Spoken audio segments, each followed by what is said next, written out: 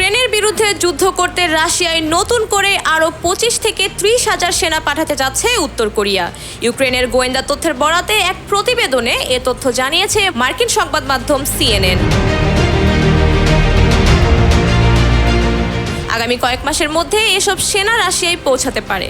এর আগে গত নভেম্বরে 11,000 উত্তর কোরীয় সেনা রাশিয়ায় পৌঁছায়, যারা রাশিয়ার কুরস্ক অঞ্চলে ঢুকে পড়া ইউক্রেনীয় সেনাদের বিরুদ্ধে লড়াইয়ে রুশ বাহিনীকে সহায়তা করেছিল। পশ্চিমা কর্মকর্তাদের মতে, কুরস্কে যুদ্ধ করতে গিয়ে উত্তর কোরিয়ার 4,000 সেনা হতাহত হয়েছেন। তবে এ বিষয়ে মস্কো ও পিয়ংইয়ং উভয়ই নীরবতা বজায় রেখেছে।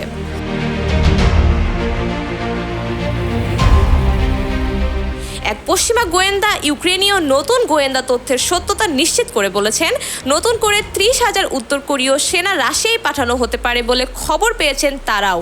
ইউক্রেনের প্রতিরক্ষা গোয়েন্দা সংস্থার প্রতিবেদনে বলা হয়েছে, রুশ বাহিনী ইউক্রেনের যেসব অঞ্চল দখল করেছে সেগুলো অক্ষুণ্ণ রাখা এবং বড় ধরনের অভিযানে অংশ নেবে উত্তর কোরিয়ার সেনারা। আর এজন্য তাদের প্রয়োজনীয় সরঞ্জাম, অস্ত্র এবং গোলাবারুদ সরবরাহ করার সক্ষমতাও আছে রাশিয়ার। Nusrat Jahan Anika, news 21 international desk.